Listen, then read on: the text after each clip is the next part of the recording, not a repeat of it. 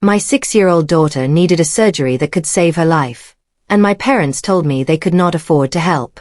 Welcome to Revenge Stories with Jolene, the channel where quiet people finally stop staying quiet. If you believe a child's life should always matter more than appearances, like this video, subscribe, and stay until the end, because this story still breaks my heart every time I tell it. My name is Harper Sullivan. I was 34 years old, sitting across from my wealthy parents in their enormous dining room, begging them for help while my little girl, Wren, waited in a hospital bed 2 states away. Our insurance would not cover the full cost of the procedure she desperately needed. My mother, Diane, set down her wine glass and sighed like I had asked her something unreasonable. "We can't throw away our retirement for one uncertain surgery," she said. My father, Harold, nodded beside her, his expression unreadable. Then my mother smiled and announced that they had just finished paying $300,000 for my younger sister Sophia's wedding. They were also covering her honeymoon. I sat there, stunned, unable to speak. Behind me, in the hallway, I heard a small voice. Wren had heard every single word. I turned around quickly, but it was too late. Wren stood in the hallway in her hospital wristband, having insisted on coming along that day, her small face pale and confused.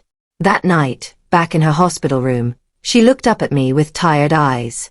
"Grandma doesn't love me because I'm sick?" she asked quietly.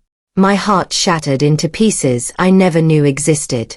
I held her tightly, telling her over and over that it was not true, that none of this was her fault, that some people simply did not understand how to love correctly. My husband, Daniel, stood by the window, his jaw tight with anger he was trying hard to control in front of our daughter. Later, once Wren had fallen asleep, Daniel and I sat together in the quiet hallway outside her room. "We're never asking them for anything again," he said firmly. "Not one more dollar." I agreed completely, even though I had no idea how we would cover the remaining cost on our own. The next morning, while I sat exhausted in the cafeteria, one of Wren's nurses, a kind woman named Nurse Alvarez, sat down across from me. She had overheard parts of our situation from the staff. "Have you thought about a fundraiser?" she asked gently. I had never considered it. I felt embarrassed even thinking about asking strangers for money, but Nurse Alvarez's suggestion stayed with me for days. Finally, late one night, exhausted and desperate, I created a simple fundraising page online, explaining Wren's diagnosis and the surgery she needed. I shared it quietly with a handful of close friends, expecting almost nothing. For nearly a week, the page sat there with barely any donations at all, just a few $100s from people who already knew us personally. I assumed it would stay that way forever, a small, forgotten attempt that had simply failed. Then, without any warning, someone I did not know shared our story on a large online community, adding a caption that called out the unfairness of wealthy grandparents refusing to help a sick child. Within hours, the post had thousands of shares. By the next morning, it had become something entirely different. Comments poured in faster than I could read them. Strangers expressed outrage, sympathy, and disbelief that any grandparent could behave this way. Donations began arriving by the dozens, then by the hundreds. I sat in the hospital room, staring at my phone in stunned silence as the number climbed higher with every passing minute. Millions of people, all across the country, had suddenly started watching our story unfold in real time. My phone rang within hours, my mother's name flashing across the screen. I almost did not answer, but some old habit made me pick it up anyway. "How dare you humiliate this family," she snapped immediately, skipping any greeting entirely. "Do you have any idea what this is doing to us?" I tried to explain that I had never mentioned their names publicly, that I had simply shared our daughter's story honestly. She did not care. "People are leaving horrible comments on Sophia's wedding photos," she continued, her voice sharp with anger. "You need to delete that fundraiser immediately." I sat there, stunned by how quickly the conversation had shifted away from Wren entirely, focused only on protecting their own reputation. "Wren is still in the hospital," I said quietly. "This isn't about embarrassing anyone." My mother hung up without responding. Later that evening, while Daniel and I sat exhausted beside Wren's bed, my phone buzzed with a notification. Someone had just donated $100,000 to the fundraiser. I stared at the screen in disbelief, certain there had to be some mistake. But the donation was real, confirmed and processed instantly. For the first time since this entire nightmare began, I allowed myself to feel something close to hope. The donor's name appeared only as anonymous, but attached to the gift was a short message that made my hands tremble as I read it. Your daughter deserves better than this family.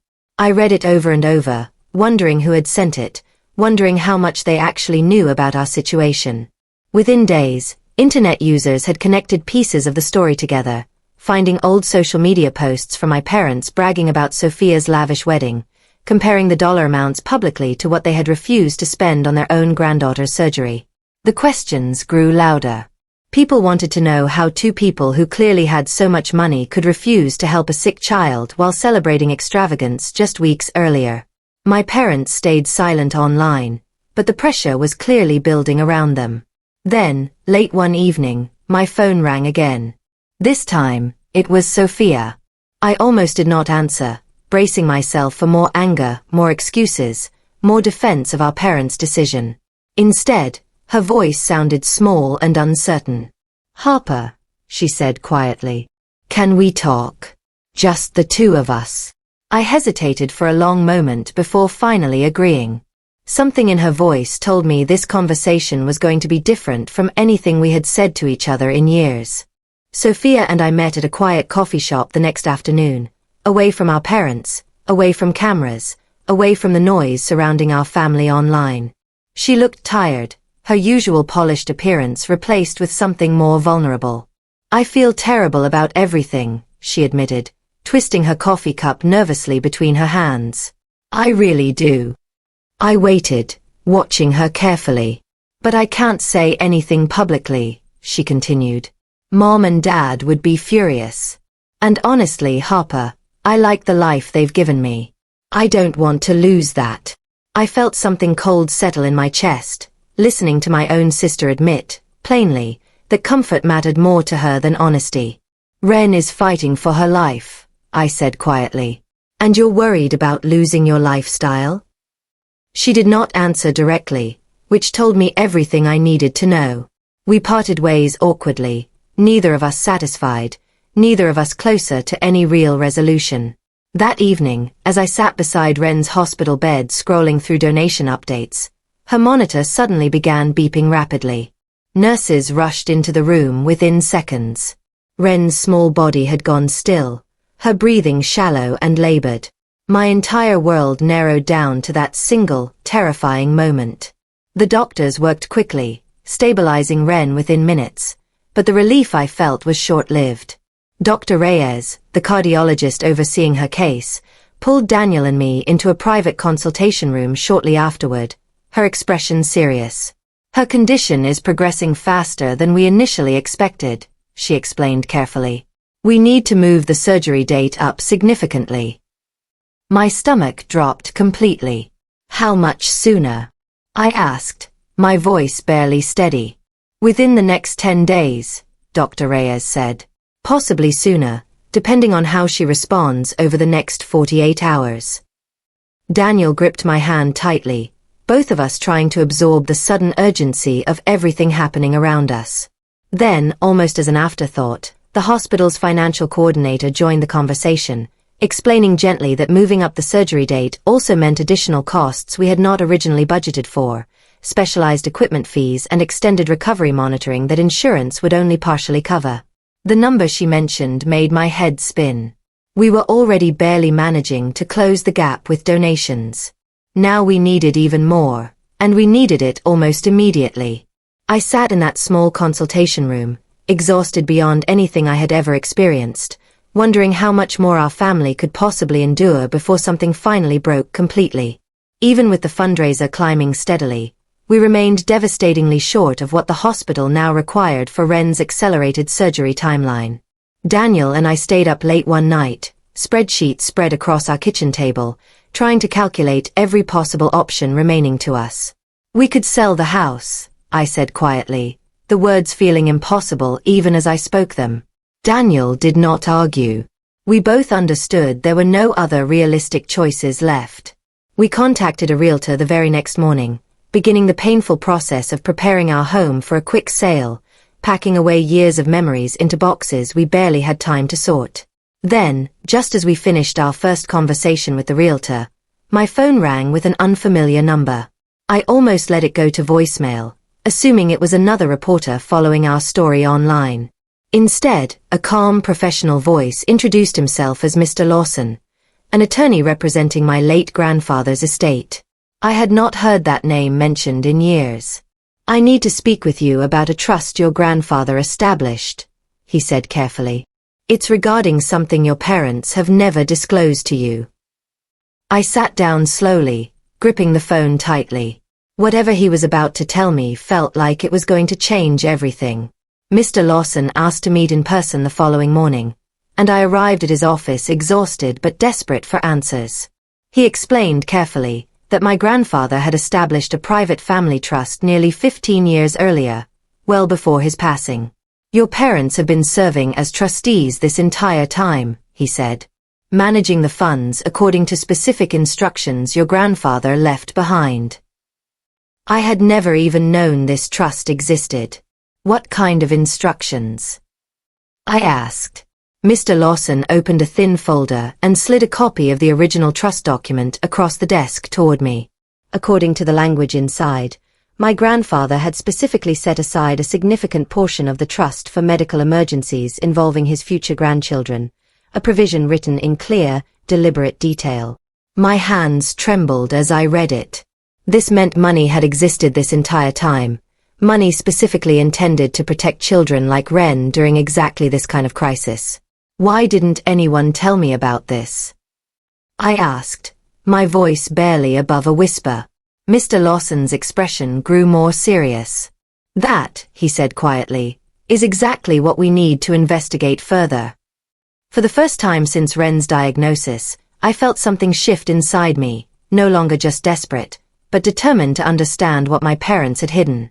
Over the following days, Mr. Lawson dug deeper into the trust's history, requesting detailed financial records covering the entire span of its existence. What he uncovered painted a picture far more disturbing than I had initially imagined. My grandfather had written extensive personal notes alongside the official trust documents, explaining his reasoning clearly. He had specifically worried, even years before his death, that his own children might eventually mismanage money meant for future grandchildren. In his own handwriting, he had written that medical needs should always take priority over lifestyle spending, specifically naming the possibility of serious illness as the most important reason for the fund's existence. He had clearly anticipated exactly the kind of situation Ren and I now found ourselves trapped inside. Mr. Lawson explained that my parents had violated those instructions repeatedly over the years, though we did not yet have the complete details of every transaction. "Your grandfather built in specific protections," he said, precisely because he predicted his children might prioritize appearances over genuine need. Sitting in that office, I felt a strange mixture of vindication and heartbreak settling over me simultaneously. My grandfather, long before any of this happened, had somehow already understood exactly who my parents truly were. And he had tried, in his own quiet way, to protect us anyway. The following week, Mr. Lawson presented me with detailed financial records spanning nearly a decade of trust activity. The pattern that emerged left me speechless. Repeated withdrawals year after year, consistently labeled under vague categories like family support or personal development, had quietly funded Sophia's private school tuition, her designer wardrobe, multiple international vacations, and eventually, the down payment on her current home.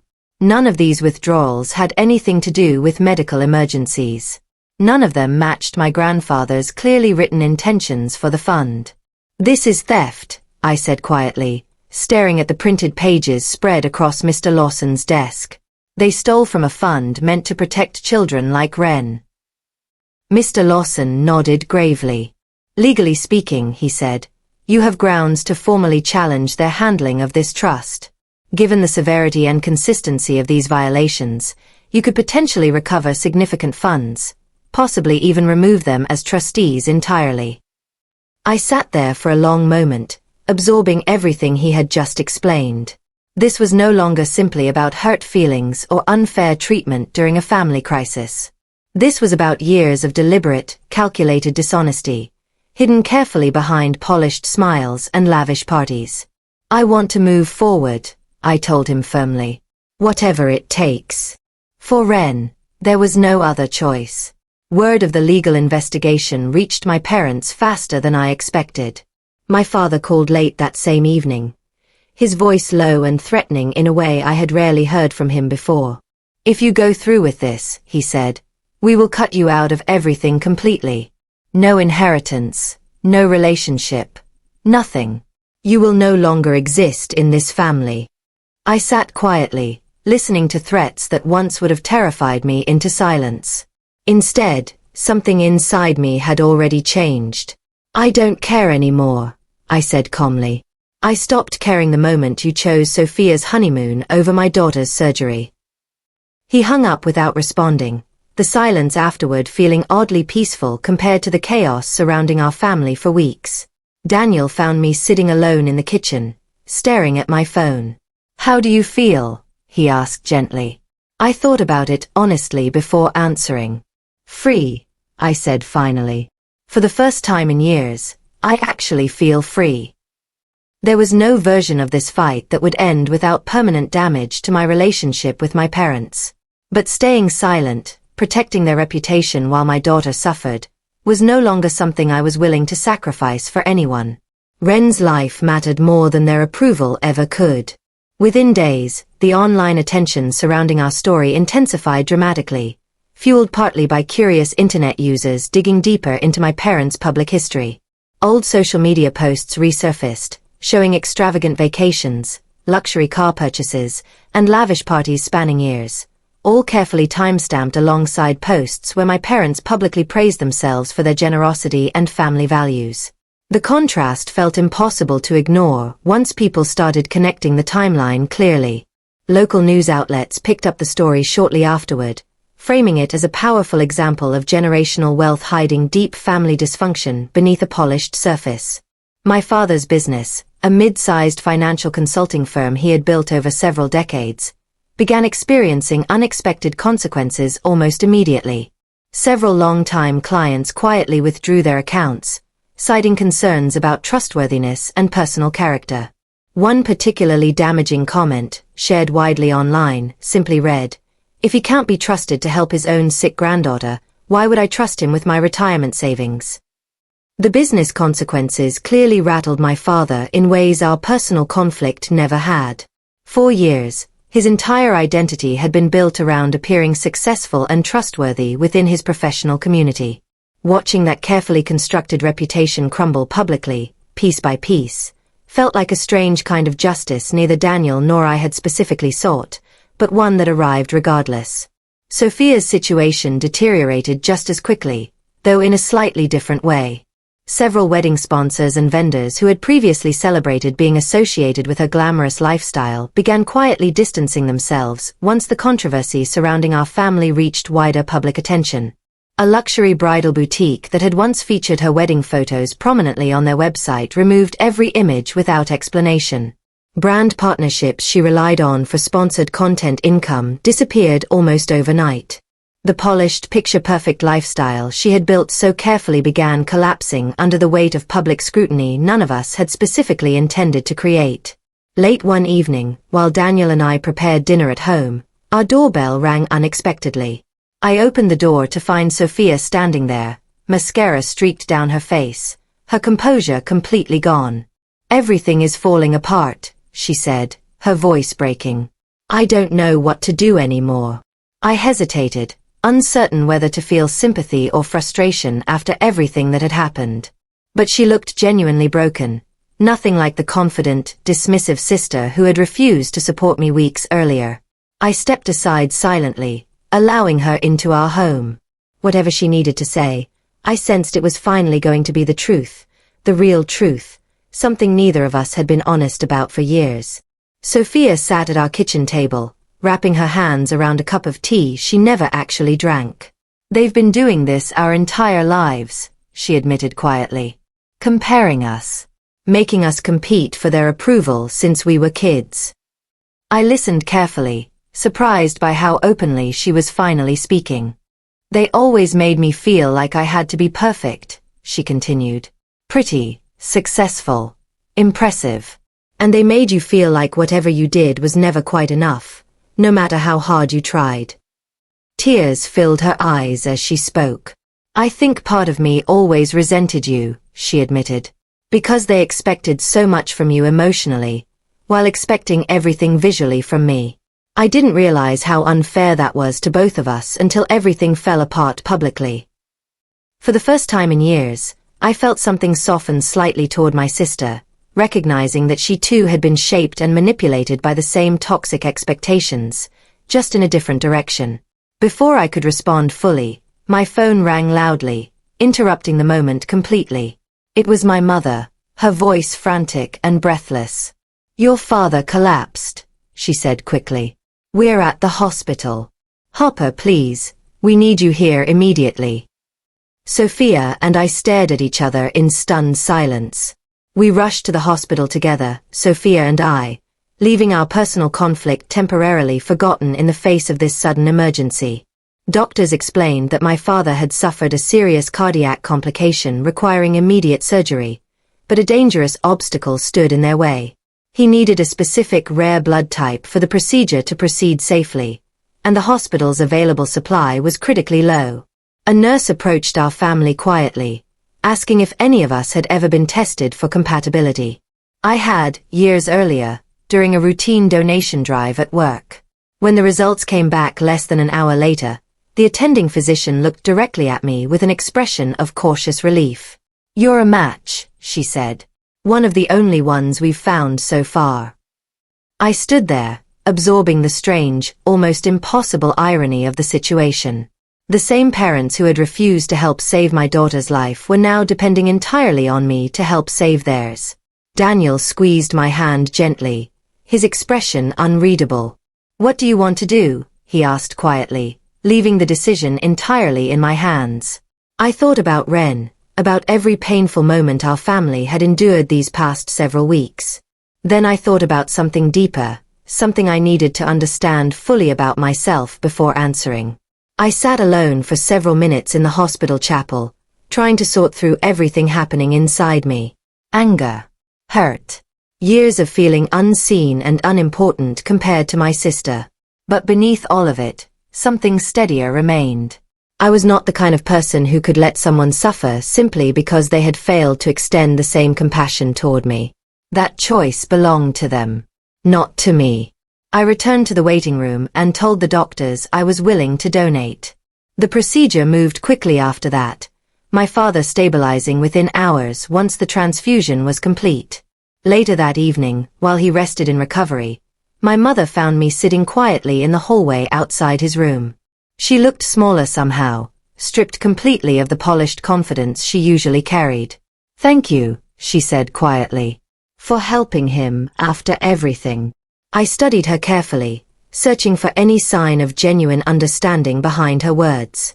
I didn't do it for you, I said honestly.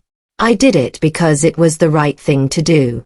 That's different from forgiveness. She nodded slowly, accepting that distinction without argument for the first time I could remember. The daughter they had once dismissed so easily had just become, in the most unexpected way imaginable, their only real source of hope. 2 days later, my mother showed up unannounced at our front door, her eyes red and swollen from what appeared to be hours of crying. Can we talk? She asked quietly. I let her inside cautiously, unsure what to expect after everything our family had endured. She sat down at our kitchen table, her hands trembling slightly as she finally spoke. I'm sorry, she said, her voice breaking completely. I should have helped Ren from the very beginning. I let my own pride and fear control decisions that should have been about her safety instead. It was the first time in my entire life I had ever heard my mother apologize sincerely, without immediately following it with an excuse or justification. For a moment, I almost believed everything had finally changed. But as she continued talking, something in her explanation felt incomplete, like pieces were still missing from the full picture. There's something else, I said carefully. Isn't there? Something you're still not telling me. She hesitated, glancing away briefly before answering. There are things about our finances, she admitted quietly, that aren't exactly what they appear to be. My stomach tightened with renewed suspicion. Whatever she was still hiding, I sensed it was about to reveal yet another layer of dishonesty we had not yet fully uncovered. My mother finally admitted the truth that evening, her composure breaking down completely as she spoke. 4 years, my parents had been secretly drowning in debt, desperately maintaining an image of wealth and success that no longer matched their actual financial reality. The mansion, the luxury cars, the extravagant vacations, all of it had been financed through loans and credit lines stretched dangerously thin. Sophia's wedding had been funded partly through money borrowed against their already overextended assets, a final desperate attempt to maintain appearances even as everything quietly collapsed behind the scenes. We were terrified of losing everything we built, my mother admitted. Refusing to help felt easier than admitting we couldn't actually afford to. The revelation left me stunned, realizing their refusal to help Ren had never truly been about protecting retirement savings. It had been about protecting a carefully constructed lie they had been desperately maintaining for years. Around the same time, Sophia called to tell me she had quietly begun selling several of her wedding gifts, expensive items given by friends and family, simply to cover basic monthly expenses now that sponsorships had completely disappeared. The image our family had spent years constructing, polished and impressive on the surface, had finally crumbled entirely, exposing exactly how fragile and dishonest it had always been underneath. As the full truth continued spreading through extended family and longtime friends, something unexpected began happening. Relatives who had previously sided with my parents, simply because they controlled money and influence in the family, slowly started reaching out to me instead. Aunts, uncles, and cousins who had stayed silent during the controversy began sending quiet messages of support, admitting they had always sensed something unfair about how my parents treated Sophia and me differently. For years, I had felt completely isolated within my own family, convinced everyone secretly agreed with my parents' decisions. Discovering otherwise felt like a strange, bittersweet kind of validation. Then, nearly 2 weeks after his hospital discharge, my father finally reached out directly. Instead of calling, he wrote me a letter, something he had never done before in my entire life. I opened the envelope carefully, uncertain what to expect from a man who had spent most of his life avoiding vulnerability. His handwriting looked unfamiliar, shakier than I remembered, as though writing these words had cost him something significant. I sat down slowly, beginning to read. Whatever he had written, I sensed it was finally going to explain something deeper than simple favoritism. This felt like it was finally going to answer the question I had carried my entire life. Why Sophia? Why never me? My father's letter explained something none of us had ever known. Years before Sophia and I were born, my parents had lost a daughter during a difficult pregnancy, a loss they had never spoken about openly, burying their grief silently rather than processing it honestly.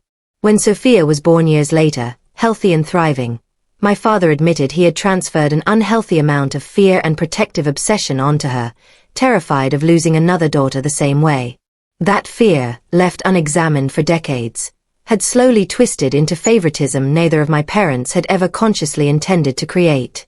"I'm not asking you to forgive what we did," he wrote. "I'm only asking you to understand that our failures came from broken places inside ourselves, not because you were ever less loved or important."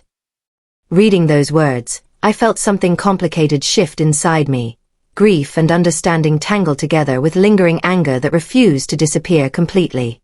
Then, just as I finished reading the final line, my phone rang. It was the hospital. Ren was waking up. The surgery, the one we had fought so hard and sacrificed so much to make possible, was finally complete. Daniel and I rushed through hospital hallways together, hearts pounding, desperate to reach her room before anything else in the world could matter. Ren's eyes fluttered open slowly as we entered the room, still groggy from anesthesia but undeniably, miraculously alive. "Mommy," she whispered softly. I rushed to her bedside immediately, tears streaming down my face as I gently held her small hand. "I'm right here, baby," I said. "I'm right here." Dr. Reyes entered shortly afterward, explaining that the surgery had gone better than anticipated, that Ren's recovery looked strong and stable so far. For the first time in months, I watched my daughter's face relax into something resembling genuine peace, the constant tension and exhaustion finally beginning to fade from her tiny features.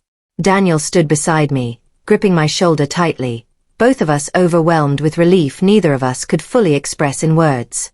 Later that same afternoon, while Ren rested comfortably, my parents arrived unexpectedly at the hospital, standing nervously near the doorway. My mother held a small stuffed animal, her hands trembling slightly as she offered it forward. My father stood quietly behind her, his expression unreadable but noticeably humbled compared to the confident man I had grown up with. I studied them both carefully, uncertain exactly how I wanted to handle this moment. Whatever happened next between us, I knew one thing clearly. Things could never simply return to how they used to be. I stepped into the hallway with my parents, keeping my voice calm but firm as I spoke. If you want any relationship with Ren going forward, I said, there are conditions you need to understand. They listened silently, waiting for me to continue. You don't get to buy her affection with expensive gifts, I said. You don't get to use guilt or money to control how involved you are in her life. If you want a relationship with her, it must be built on consistency and honesty, not convenience. My mother nodded immediately, her eyes still red from earlier tears. My father hesitated slightly before speaking. We understand, he said quietly. We'll do whatever it takes to earn that properly, slowly, the right way.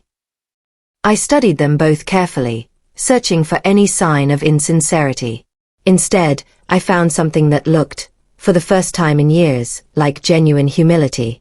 Then my father said something unexpected. We've decided to sell the house, he said. The cars too.